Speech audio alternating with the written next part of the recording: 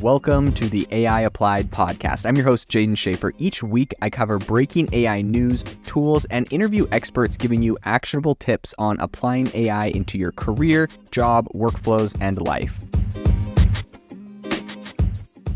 Make sure that you go to aibox.ai, link in the show notes, to join the waitlist for our new AI platform. We're going to be launching an incredible platform that allows you to build anything you want with workflows in AI. So you're able to chain together ChatGPT and image generators and audio generators to make really powerful apps for your organization, or you can host them on our marketplace and actually generate royalties from them. So make sure to go to aibox.ai and join the waitlist. In addition, if you like the podcast, if you could do me a massive favor and please leave us a review on Apple or Spotify or wherever you listen to your podcast. This helps me be able to get better guests on here as they check the reviews to see how you guys are liking it. So if you could please do that, I would really appreciate it. Today, OpenAI announced that they are launching their new GPT-4. This is probably one of the most highly anticipated pieces of technology in tech. So we're going to break down exactly what that means, how it works, and what it can do better than the original ChatGPT. So just as a quick little refresher, when ChatGPT launched, originally it was on GPT-3. They did a slight update to do GPT 3.5, some slight updates, and now they have officially launched GPT-4. So in order to use it, you have to be a paying premium user of ChatGPT, and then you can opt into it. And it's got a lot of cool new features, but I would say for anyone that thinks this is going to be like the next thing and AI and robots are going to take over everything, as I've been saying for a while on the podcast, probably a few weeks ago, maybe a month ago, Sam Altman, CEO of OpenAI, came out and said, for people that think this is the case with GPT-4, they're just getting their hopes up, and it's not as maybe crazy as some might think. So as far as the breakdown really quickly of exactly what is different with this, number one, it has a lot better reasoning capabilities. Number two, it can take images as inputs. So you can feed it an image and say, based off this image, blah, blah, blah, blah, blah. So like mixing an image and text. And the third thing it can do is that they increased the text it can generate and receive. And I'll explain what the difference is on that, from 3,000 words to 25,000 words. So it could technically generate a 25,000 word article off of a single prompt or piece of content, essentially, right? If you prompted it the right way and did what you needed. So what's interesting about the word increase there is specifically for companies and software that are built on top of ChatGPT. The way it works is because there's so much computational power, the prompt that you give it and the text it outputs are combined together. So if you had, a really sophisticated, for example, I have like a sophisticated life coach, and the way it works is we have like a full page prompt we've written instructing it how to be a life coach, and how that whole thing works. And so if you combine all the text there, whatever the output it gives you can only be previously 3,000 words with what you gave it plus what output. So now that they've increased this gives the opportunity not just for it to create longer content, but for you to be able to input much bigger prompts, much more complex prompts. And the fact that it can understand, right, like 25,000 words, you could probably put like a massive chunk of a book in here and have it write a summary versus just like a single page or article. You could get like whole chapter summaries on stuff. So it's going to be really interesting to see what happens just alone with the increase in text that they've kind of bumped it up to. Another thing they say is that it's much more safe.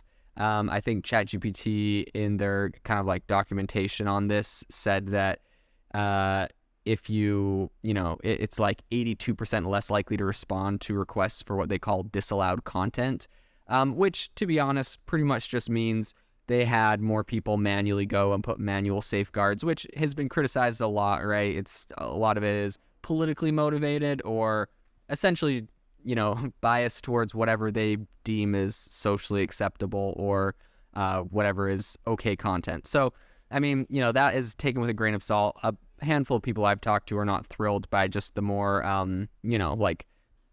people, pretty much a lot of people are not excited when you say like, oh, I made my thing more safe. It's like, safe from who? Like, if you're an adult, you can just handle what you get out of it. So anyways, that's with a grain of salt. And maybe some people like to be kind of babied in that way in the content they see or whatnot. And, definitely for children and for kids using it, that might be useful. For adults, some adults just want to be treated like adults, but I know that's not for everyone. In any case, off of my spiel on that. One other thing ChatGPT did is this is kind of a funny thing they threw out there on their kind of like launch notes, is that ChatGPT took the bar exam and it was in the 10th percentile. So this is just like the OG ChatGPT. And with this new GPT-4, it took the bar exam and it was in the 90th percentile. So obviously, this is kind of like reasoning capabilities that they're putting out there have actually made some big impacts with like academic stuff, which I think is important because they're really trying to push this thing into kind of a tool for educators and education.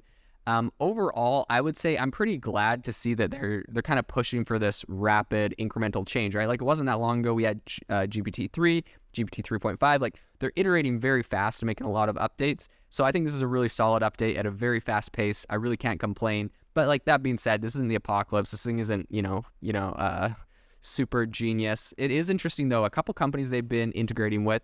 Number one, Duolingo. They have it to kind of, I guess they say, to deepen the conversation on Duolingo, really to kind of create a chatbot that helps you when you're learning different languages or whatnot.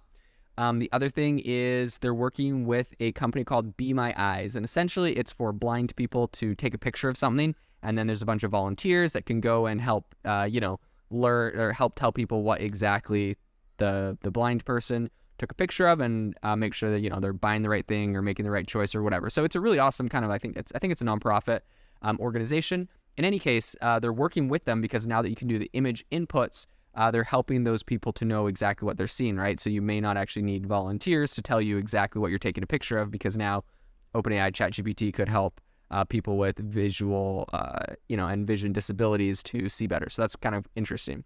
Another area is Stripe. Stripe is leveraging the GPT-4 to pretty much streamline user experience and to combat fraud. So that is obviously a very powerful use case. We'll dive more into exactly what that means. Morgan Stanley, the bank, they're using wealth management tools, and they deployed GPT-4 to organize a lot of their knowledge base. So that's very interesting. Khan Academy, right? Like I was talking about, they're kind of pushing into education. Khan Academy integrates GPT-4 as every student's customized tutor, right? So now that this thing can, if you think about it, it's kind of interesting because they have a handful of companies that they obviously gave GPT-4 to ahead of time.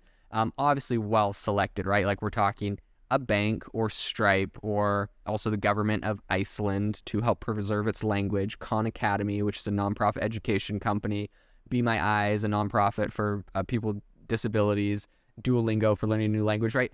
I feel like they've really specifically chosen like companies that kind of have goodwill, maybe less Stripe and Morgan Stanley, but like Khan Academy, preserving the Icelandic language, learning new language, Duolingo, Be My Eyes, nonprofit, right? So I feel like they've really intentionally chosen a number of specific companies. But what's interesting is it would appear that a lot of their new features they've added with GPT-4 also directly apply to these companies, right? Like Be My Eyes is probably one of the big motivators for them to allow image inputs. And they already had DALL-E 2, which classified images. So obviously the technology is not that far off. It's not like they invented something too crazy. But it'll be interesting to see what they continue to do, how this continues to change and improve in the future.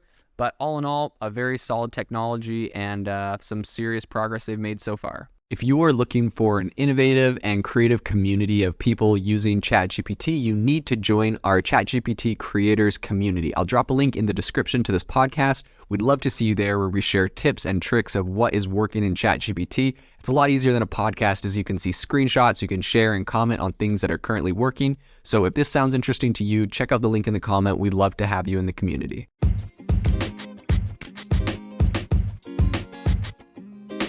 Thank you for tuning in to the AI Applied podcast. Make sure to rate this wherever you listen to your podcasts, and have a fantastic rest of your day.